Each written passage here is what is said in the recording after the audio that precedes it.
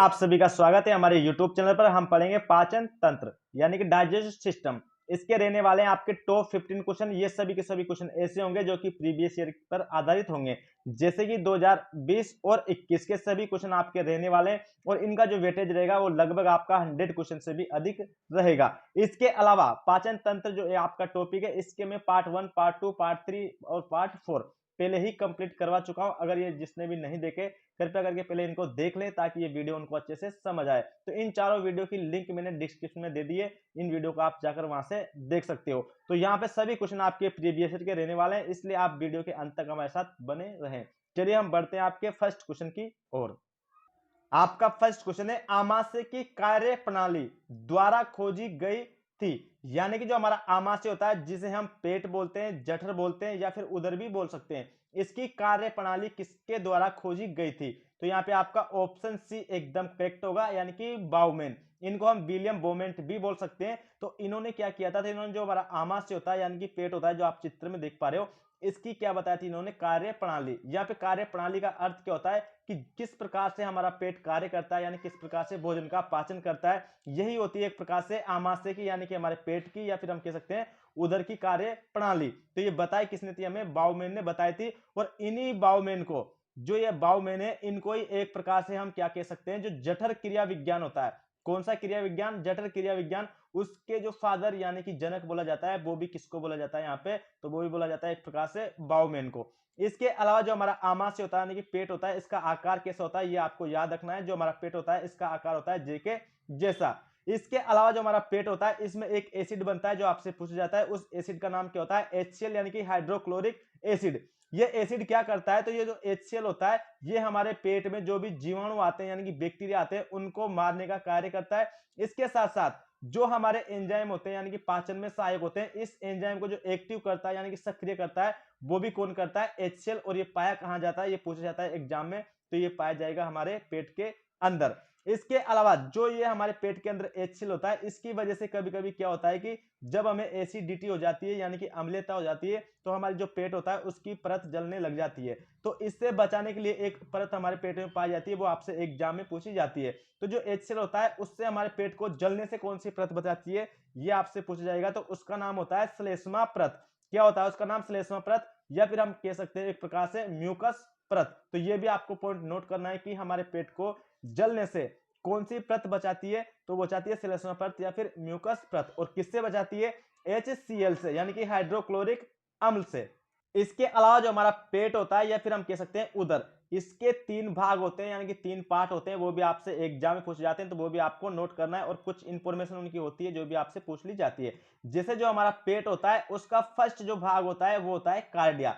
कौन सा भाग होता है? कार्डिया। इससे आपसे पूछा जाता है कि जो हमारा पेट होता है, उसमें जो सबसे पहले भोजन आता है वो पेट के किस भाग में जाता है? तो आपको नोट करना है कि वो जाता है कार्डिया भाग में। इसके अलावा जो हमारा पेट का कार्डिया भाग होता है, ये क्या करता है? तो जो हमारी ईसोफेगस होती है, जिसे हम बोलते हैं एक प्रकार से भोजन नलिका, उस भोजन नलिका को हमारे पेट के साथ जोड़ने का कार्य भी करता है। कौन? आपका कार्डिया। इसके अलावा पेट का जो दूसरा भाग होता है आपका, उसका नाम होता है यहाँ पे फंडस। तो ये जो फंडस होता है, ये हमारे पेट का कौन सा भाग होता है? तो हमारे पेट का होता है ये बीच वाला भाग। ये पॉइंट भी आपको नोट करना है। इसके अलावा हमारे पेट का तीसरा भाग होता है पाइलोरस, या फिर हम कह सकते हैं पाइलोरिक। ये क्या करता है? तो ये जो हमारी छोटी आंत होती है, जैसे कि यहाँ पे दी हुई है, छोटी आंत का ये भाग है यहाँ पे ड्यूडेनम। तो इस छोटी आंत को हमारे पेट के साथ कनेक्ट करता है, यानी कि जोड़ने का कार्य करता है। तो हमारे पेट के 3 भाग होते हैं, कार्डिया, फंडस और पाइलोरस। ये तीनों ही आपको नोट करने हैं। आपका नेक्स्ट क्वेश्चन है, गैसीय पाचन कुशलता से होता है। तो यहां पे आपका एकदम करेक्ट होगा ऑप्शन ए, यानी कि अम्लीय माध्यम में। जो गैसीय पाचन होता है वो किस माध्यम में होता है आपका? किस मीडियम में होता है? तो वो होता है आपका अम्लीय में। यानी कि यहाँ पे आपको समझना चाहिए कि पाचन क्या होता है। तो सबसे पहले पाचन का अर्थ होता है एक प्रकार से बड़े बड़े टुकड़ों को छोटे छोटे टुकड़ों में तोड़ना। ये क्या कहलाता है? पाचन। और किसके माध्यम से होता है पाचन हमेशा? तो ये होता है आपके एंजाइम के माध्यम से। अब क्या होता है कि जो आपका पाचन होता है, ये होता है एक प्रकार का, यानी कि एक तो गैसीय। कौन सा पाचन रहेगा आपका? एक तो होता है गैसीय पाचन, और सेकंड एक आपका होता है रासायनिक पाचन। जो यहाँ पे आप देख पा रहे हो कि जो बड़े बड़े टुकड़े हैं, जो छोटे छोटे टुकड़े में कन्वर्ट होते हैं यानी कि टूटकर, ये क्या कहलाता है आपका? तो ये कहलाता है एक प्रकार से रासायनिक पाचन। और जो गैसीय पाचन होता है ये क्या होता है, तो आप सभी जानते हैं कि जो हमारा पेट होता है उसमें कौन सा अम्ल होता है, तो उसमें होता है HCl।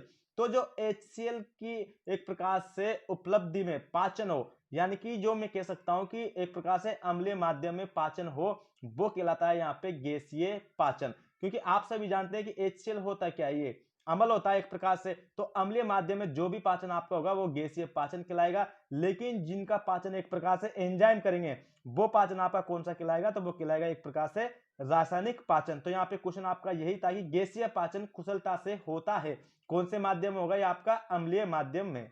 इसके अलावा आपको ये भी पता होना चाहिए कि जो हमारा अमाशय होता है यानी कि हमारा पेट होता है एक प्रकार से, इसमें क्या होता है पाचन। तो जो हमारा पेट होता है इसका पीएच मान कितना होता है, तो इसका पीएच मान भी आपका 1.5 से 1.8 के बीच होता है, जो कि एक कैसी प्रकृति मानी जाती है आपकी अम्लीय।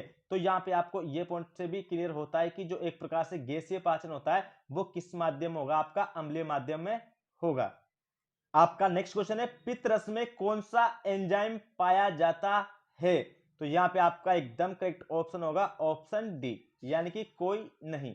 जो पित्त रस होता है जिसे हम क्या बोलते हैं, बाइल जूस। तो जो बाइल जूस होता है इसमें एक प्रकार से कोई एंजाइम नहीं होता, क्योंकि ये खुद जो बाइल जूस होता है ये किसका पाचन करता है, तो ये करता है वसा का पाचन। किसका पाचन करता है, ये वसा का। और इसको किसमें कन्वर्ट कर देता है, ये एक प्रकार से वसीय अम्ल में कन्वर्ट कर देता है। तो जो खुद बाइल जूस होता है यही पाचन कर देता है किसका, वसा का। और कौन से भाग में करता है, तो हमारी छोटी आंत के डुडेनम भाग में करता है। इसलिए कहा जाता है कि जो पित्त रस होता है यानी कि बाइल जूस होता है इसमें कोई एंजाइम नहीं होता, वो स्वयं खुद ही क्या करता है, पाचन का कार्य करता है। इसके अलावा जैसे कि आपको 3 ऑप्शन दे रखे हैं यहाँ पे, पेप्सिन, रेनिन और टाइलिन। आप सभी जानते हैं कि जो टाइलिन एंजाइम होता है ये कहां पाया जाता है, तो ये पाया जाता है हमारे मुंह के अंदर। और ये क्या करता है, तो ये करता है कार्बोहाइड्रेट का पाचन। किसमें करता है, हमारे मुख में। और कितना करता है, लगभग 70%। और इस कार्बोहाइड्रेट को ये किसमें कन्वर्ट कर देता है, तो इसको कर देता है ये ग्लूकोज में। इसके अलावा जो रेनिन और पेप्सिन होते हैं ये दोनों एंजाइम ऐसे होते हैं जो कहां पाए जाते हैं, तो ये पाए जाते हैं हमारे पेट में। ये दोनों एंजाइम कहां पाए जाएंगे, आपके पेट में। ये बात भी आपको नोट करनी है। इसके अलावा जो पेप्सिन होता है ये हमारे पेट में क्या करता है, तो ये करता है प्रोटीन का पाचन। किसका पाचन करेगा, प्रोटीन का। और इसको किसमें कन्वर्ट कर देगा ये, तो ये इसको कन्वर्ट कर देगा पेप्टोन में। इसके अलावा दूसरा जो एंजाइम होता है रेनिन, ये भी हमारे पेट में ही होता है। और ये किसका पाचन करता है, तो रेनिन करता है दूध का पाचन। किसका पाचन, दूध का पाचन। और दूध में कौन सी प्रोटीन होती है ये भी आपसे पूछ जाती है, तो आपको नोट करना है, दूध में होती है केसिन प्रोटीन। तो पेप्सिन और रेनिन दोनों एंजाइम होते हैं। और जो टाइलिन होता है ये कहां पाया जाता है, हमारे मुंह में। और ये क्या करता है, कार्बोहाइड्रेट का पाचन। तो इस प्रकार से जो आपका रेनिन पेप्सिन होता है ये तो पेट में होते हैं, और टाइलिन क्या होता है, आपके जीभ में। तो पित्त रस जो होता है इसमें ऐसा कोई एंजाइम नहीं होता है। तो आपका ऑप्शन डी इस प्रकार से एकदम करेक्ट होगा। इसके अलावा जो पित्त रस होता है इससे कई सारे आपके क्वेश्चन बनते हैं, वो भी आपको अलग से नोट करने। यानी कि जो बाइल जूस होता है, सबसे पहला पॉइंट इसका यही बनता है कि जो हमारा पित्त रस होता है इसका निर्माण कौन करता है, तो ये आपको नोट करना है। जो बाइल जूस होता है यानी कि पित्त रस होता है इसका निर्माण कौन करता है, यकृत करता है, जो हमारे शरीर का सबसे बड़ा आंतरिक अंग माना जाता है। क्यों माना जाता है, क्योंकि इसका वेट 1.5 से 1.7 केजी के समथिंग होता है। इसके अलावा जो आपका यकृत होता है इसमें सबसे ज्यादा पुण्य निर्माण की प्रक्रिया पाई जाती है। ये पॉइंट आपको नोट करना है, काफी सारे एग्जामों में पूछा जाता है। पुण्य निर्माण का अर्थ होता है कि क्योंकि जो यकृत होता है इसको हम दान कर सकते हैं लगभग 40%। और ये क्या करता है, 20 से 22 दिन में जितना हमने दान किया उतना अपने आप को बना लेता है। इसलिए कहा जाता है कि जो पुण्य निर्माण की प्रक्रिया होती है वो सबसे ज्यादा किसमें होती है, तो वो होती है यकृत में। इसके अलावा जो हमारा दिमाग होता है, ब्रेन होता है, उसकी सेल होती है न्यूरॉन। तो न्यूरॉन के पास जो पुनर्निर्माण की प्रक्रिया होती है वो सबसे कम पाई जाती है और सबसे अधिक पाई जाती है यकृत के पास। तो आपको याद रखना है कि जो पित्त रस होता है यानी कि बाइल जूस, उसका निर्माण कौन करता है, यहाँ पे यकृत। और यकृत कितना करता है, एक डे में कितना करता है, यानी कि लगभग 700 से 800 ml। ये पॉइंट भी आपको नोट करना है। इसके अलावा जो पित्त रस होता है इसको जो यकृत है ये लगभग कितने घंटे तक बनाता है, तो आपको नोट करना है, ये बनाता है इसको 24 घंटे। तो ये एग्जाम में बनता है कि 24 घंटे बनने वाला कौन सा रस होता है, तो वो होता है आपका पित्त रस। इसके अलावा जो पित्त रस होता है यह संचित कहां होता है, अस्थायी रूप से, यानी कि कुछ टाइम के लिए। ये भी आपसे पूछा जाता है। तो ये चित्र में आप देख पा रहे होंगे जो ग्रीन कलर का आपको दिखाई दे रहा है यानी कि हरे रंग का, ये होता है एक प्रकार से गोल ब्लेडर, जिसे बोला जाता है पित्ताशय या पित्त की थैली। तो जो पित्ताशय होता है या पित्त की थैली होती है इसमें संचित होता है पित्त रस। और किस रूप से होता है ये पूछा जाता है एग्जाम में, तो ये होता है आपका अस्थायी रूप से। इसके अलावा जो पित्त रस होता है इसका रंग कैसा होता है, तो इसका रंग होता है हरा। और किसकी वजह से होता है हरा रंग, तो ये भी नोट आपको करना है। एक पिगमेंट होता है जिसका नाम होता है बिलीवर्डिन। तो ये सभी पॉइंट आपके इंपॉर्टेंट थे, आपको नोट करने।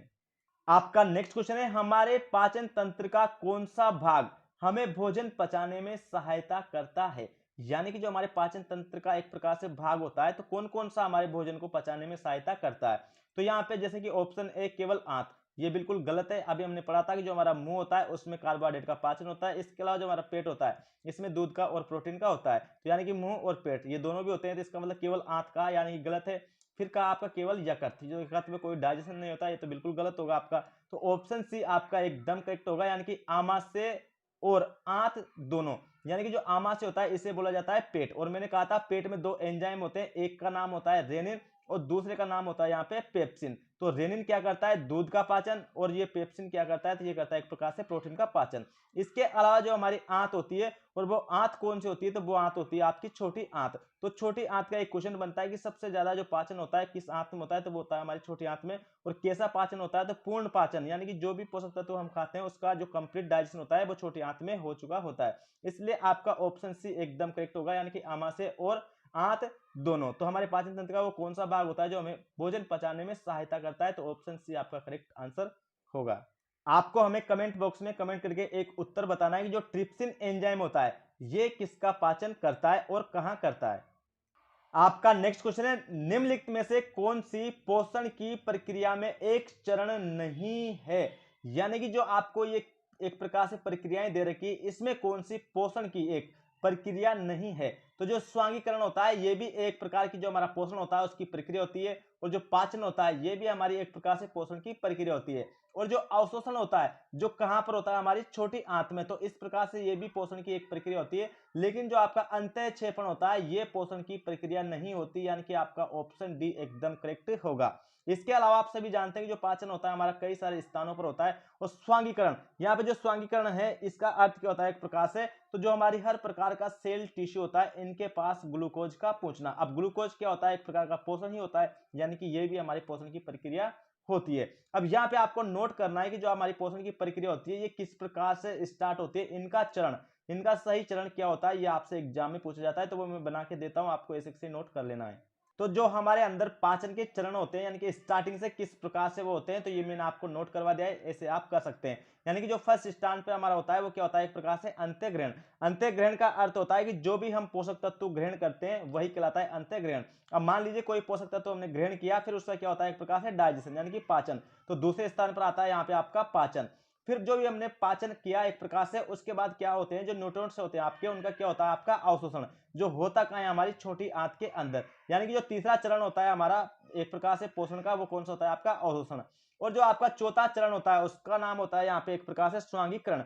और स्वांगीकरण का अर्थ क्या होता है, तो हर सेल्स हर उत्तक के पास ग्लूकोज का खून में घुलकर पहुंचना ही एक प्रकार से क्या कहलाता है आपका स्वांगीकरण कहलाता है। इसके बाद में हर पोषक तत्व हमारा कहीं ना कहीं पहुंच चुका होता है, ट्रांसफर हो चुका होता है। फिर उसमें से जो वेस्ट फूड बचता है, यानी कि जो हमारे काम का नहीं होता, उसे हम उत्सर्जन के माध्यम से बाहर निकाल देते हैं। उत्सर्जन का अर्थ ही होता है एक प्रकार से बहिकरण, या तो इसको हम बहिकरण भी बोल सकते हैं, आप नोट करेंगे बहिकरण, या फिर हम कह सकते हैं उत्सर्जन, क्योंकि इसका अर्थ होता है हानिकारक पदार्थों को बाहर निकालना। तो ये हमारे चरण होते हैं जो पोषण की प्रक्रिया में सहायता करते हैं। तो ये सभी एग्जाम में पूछे जाते हैं, आपको नोट करने होंगे। इस प्रकार से आप देख सकते हैं कि ये हमारे 5 चरण थे। इनमें से आप देख सकते हैं कि अंत्यक्षेपण एक प्रकार से पोषण की प्रक्रिया में चरण नहीं होता, इसलिए आपका ऑप्शन डी यहां पर करेक्ट था। आपका नेक्स्ट क्वेश्चन है, मिश्रित ग्रंथि यानी कि मिक्स्ड ग्लैंड की पहचान कीजिए। यानी कि यहाँ पे आपको यह बताना है कि इन चारों में से कौन सी मिश्रित ग्रंथि है। तो यहाँ पे आपका एकदम करेक्ट होगा ऑप्शन बी, यानी कि अग्नाशय। अब अग्नाशय को मिश्रित ग्रंथि क्यों माना जाता है ये आपको पता होना चाहिए। सबसे फर्स्ट पॉइंट ये होता है कि जो ग्लैंड होती है यानी कि ग्रंथि, इसका अर्थ क्या होता है, तो जो या तो एंजाइम बनाए या क्या बनाए जूस, या फिर इसके अलावा क्या बना दे वो हार्मोन। तो इन तीनों में से जो कोई एक चीज बना देती है वो ही कहलाती है आपकी क्या एक प्रकार से ग्रंथि, उसे आप बोलते हो ग्रंथि। जो एंजाइम बनाए, जूस बनाए, हार्मोन बनाए, उनको कहा जाता है एक प्रकार से ग्रंथि। लेकिन जो इन तीनों को ही बना दे उसे क्या कहा जाता है, तो उसे कहा जाता है एक प्रकार से मिश्रित ग्रंथि। तो हमारे पूरे शरीर में सिर्फ एक ही ऐसी ग्रंथि होती है जिसे हम मिश्रित ग्रंथि कहते हैं, उसका नाम होता है अग्नाशय, और इसे इंग्लिश में कहा जाता है पेनक्रियास। तो ये पेनक्रियास क्या होता है, हमारे शरीर में ऐसा एक अंग होता है जो एंजाइम, जूस और हार्मोन तीनों ही बनाता है, इसलिए इसे क्या कहा जाता है, मिश्रित ग्रंथि कहा जाता है। वेरी इंपॉर्टेंट पॉइंट है, आपको नोट करके रखना है। इसके अलावा आपके जो अग्नाशय होता है इससे कुछ की पॉइंट बनते हैं जो डायरेक्ट आपसे एग्जाम में पूछ ले जाते हैं। जैसे फर्स्ट बात ये होती है कि जो अग्नाशय होता है इसकी खोज किसने की, तो ये आपको नोट करनी है, किसने की थी, लेंगर हेंस ने। इसके अलावा जो अग्नाशय होता है इसका आकार कैसा होता है, तो अग्नाशय का आकार होता है एक लीफ यानी कि एक पत्ती जैसा। जैसे कि इस फोटो में देख सकते हैं जो आपको ये पत्ती के जैसा दिखाई दे रहा है यही होता है एक प्रकार से अग्नाशय। तो इसका आकार कैसा होता है आपका पत्ती के जैसा। खोज किसने की थी, लेंगर हेंस ने। इसके अलावा जो हमारा अग्नाशय होता है ये क्या होता है, अंग, और अंगों का निर्माण किससे होता है, कोशिकाओं से यानी कि सेल से। तो इससे एक प्रकार से इसमें जो सेल पाई जाती है, कोशिका पाई जाती है, उनको क्या कहा जाता है, एग्जाम में पूछा जाता है। तो हमारी जो कोशिकाएं पाई जाती है अग्नाशय में उनको कहा जाता है एक प्रकार से लेंगर हेंस की द्वीपिकाएं। क्या कहा जाता है, लेंगर हेंस की द्वीपिकाएं। ये पॉइंट भी आपको नोट करना है, कई बार पूछ जाता है। और वो कौन कौन सी होती हैं तो ये भी आपको अलग से नोट करना है क्योंकि वो भी सीधी डायरेक्ट एग्जाम में पूछ ली जाती है। तो पहली होती है आपकी अल्फा सेल। कौन सी सेल होती है आपकी, अल्फा, जिन्हें हम क्या बोल रहे हैं यहाँ पे, लैंगरेंज की द्वीपिका। दूसरा सेकंड होता है आपकी बीटा सेल। कौन सी सेल होती है आपकी, बीटा सेल। और तीसरी होती है आपकी यहाँ पे डेल्टा सेल। कौन सी सेल होती है, डेल्टा। और चौथी होती है यहाँ पे आपकी एफ सेल। तो यहाँ पे जो ये चारों कोशिकाएं होती है इनको ही कहा जाता है एक प्रकार से लैंगरहेंस की द्वीपिकाएं। और ये किसकी कोशिकाएं होती है, हमारे अग्नाशय की। तो यहाँ पे आपको एक पॉइंट और नोट करना है कि जो आपका अल्फा, बीटा और डेल्टा, ये जो तीनों कोशिकाएं होती है आपकी अल्फा, बीटा और डेल्टा, ये क्या है एक प्रकार से, तो ये ऐसी ग्रंथि होती है जो किसका निर्माण करती है, हार्मोन का, यानी कि हार्मोन का निर्माण करती है। इसलिए इन तीनों ग्रंथियों को आप कौन सी ग्रंथि बोलते हो, तो इन तीनों ग्रंथियों को ही यहाँ पे बोला जाता है एक प्रकार से अंतःस्रावी ग्रंथि। कौन सी ग्रंथि, अंतःस्रावी। इसके अलावा जो आपकी एप सेल होती है यानी कि एप कोशिका होती है, ये एक बाह्य कोशिका होती है एक प्रकार से, यानी कि बाह्य स्त्राव देने वाली कोशिका होती है, बाह्य स्त्रावी कोशिका। तो एप सेल, क्योंकि ये आपका एंजाइम जूस बनाती है। तो आपकी मिश्रित ग्रंथि कौन रहेगी, आपकी अग्नाशय। इसकी खोज किसने की थी, यहाँ पे लेंगर हेंस ने।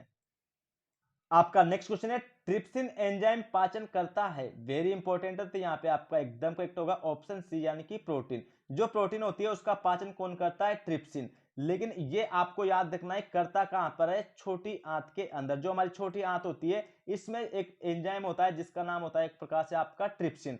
पाया किस में जाता है ये, तो जो हमारा अग्नाशय रस होता है, अग्नाशय रस में एक एंजाइम निकलता है जिसका नाम होता है ट्रिप्सिन। और हमारी जो छोटी आंत होती है उसके ड्यूडेनम भाग में क्या करता है, ये प्रोटीन का पाचन करता है। लेकिन इसके अलावा जो हमारा पेट होता है उसमें भी एक एंजाइम पाया जाता है जिसका नाम होता है पेप्सिन। और ये भी क्या करता है, प्रोटीन का पाचन। लेकिन जो हमारा पेट होता है इसमें प्रोटीन का पाचन होता है एक प्रकार से 90%, यानी कि अपूर्ण पाचन।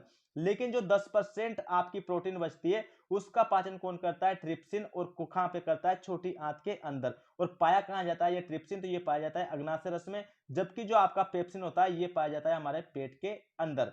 तो ये पॉइंट आपको अलग से नोट करना है। इसके अलावा जो कार्बोहाइड्रेट होता है इसका पाचन कौन करता है, तो ये भी आपसे पूछा जाता है। इसका पाचन करता है एमाइलेज एंजाइम। इसके अलावा जैसे कि आपको ऑप्शन बी में दे रखा है वसा, यानी कि फैट, इसका पाचन कौन सा एंजाइम करता है, तो ये भी आपको नोट करना है लाइपेज एंजाइम। जो लाइपेज एंजाइम होता है ये किसका डाइजेशन करता है, तो ये करता है वसा का।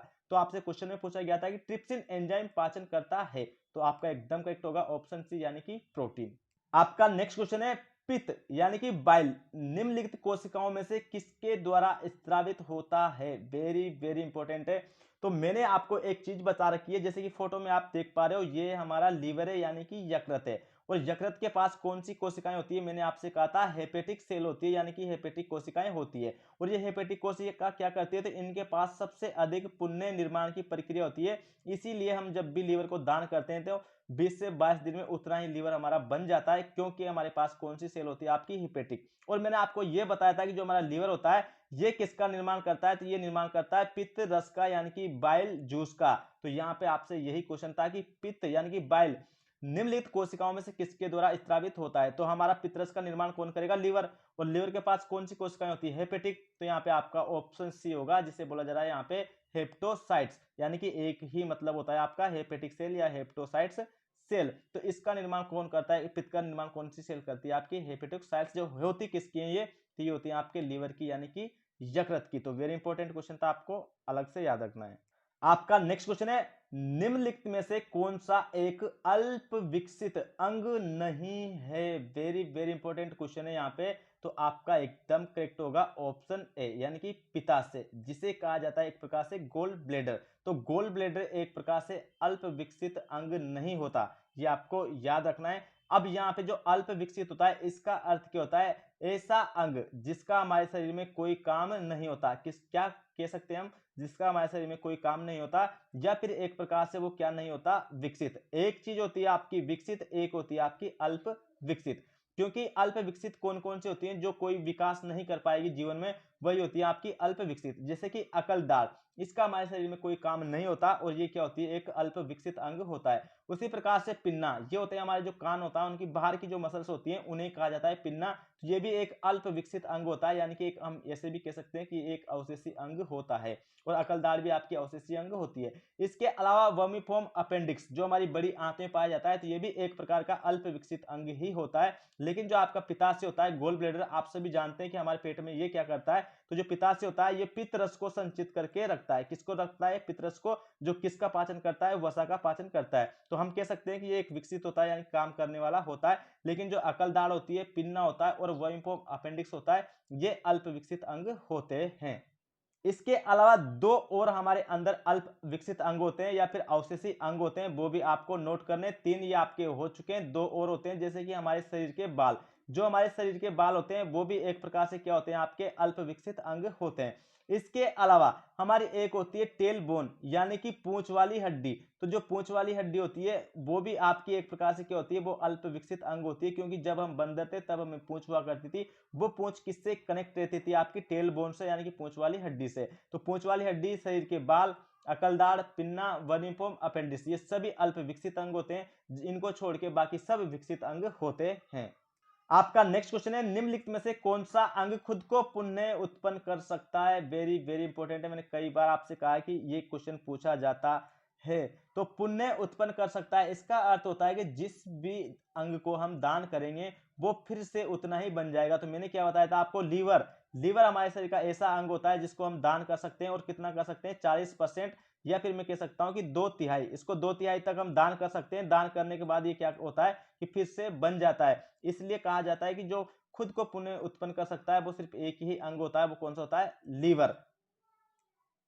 इस प्रकार से आपका ऑप्शन सी एकदम करेक्ट होगा। लीवर को ही हिंदी में बोला जाता है एक प्रकार से यकृत। तो यकृत क्या करेगा, खुद को पुण्य उत्पन्न कर सकता है। और यकृत क्या होता है, आपका जो शरीर होता है हमारा, उसका सबसे बड़ा आंतरिक अंग होता है। ये पॉइंट भी आपको नोट करना है, जो हमारा शरीर होता है उसका सबसे बड़ा क्या होता है, आंतरिक अंग। आपका नेक्स्ट क्वेश्चन है, भोजन के मेस्टिफिकेशन से आपका क्या तात्पर्य है। यानी कि जो मेस्टिफिकेशन होता है इसका अर्थ क्या होता है, यानी कि भोजन में। तो यहां पे आपका एकदम करेक्ट होगा ऑप्शन बी, यानी कि लार के साथ चबाना और मिश्रण करना। यानी कि जो भी हम भोजन खाते हैं वो क्या होता है कि इनको, जो हमारे दांत होते हैं, कहीं ना कहीं ये दांत हमारे इनको पीस देते हैं, तोड़ देते हैं, ब्रेक कर देते हैं, और इस पूरे खाने को एक प्रकार से हमारी लाश के साथ क्या कर देते हैं, ये मिश्रण कर देते हैं। और यही कहलाता है आपका एक प्रकार से मेस्टिफिकेशन। तो ये पॉइंट आपका क्लियर, कि जो आपका ऑप्शन बी होता है उसका अर्थ होता है लार के साथ चबाना और मिश्रण करना। यानी कि मेस्टिफिकेशन को करेगा कौन, हमारे जो दांत होते हैं। इसके अलावा हमारी जो जीभ होती है ये क्या करती है, लिक्विड प्रदान करती है, यानी कि एंजाइम प्रदान करती है, जो इसको तोड़ देते हैं। और इसका तोड़ना ही मेस्टिफिकेशन कहलाता है। और तोड़कर जो लार के साथ मिश्रित होती है वही क्रिया होती है आपकी मेस्टिफिकेशन। तो इस प्रकार से आपका ऑप्शन बी एकदम करेक्ट होगा। आपका नेक्स्ट क्वेश्चन है, ग्रास नली के गोलाकार मांसपेशियों के लयबद्ध संकुचन और विश्राम को कहा जाता है।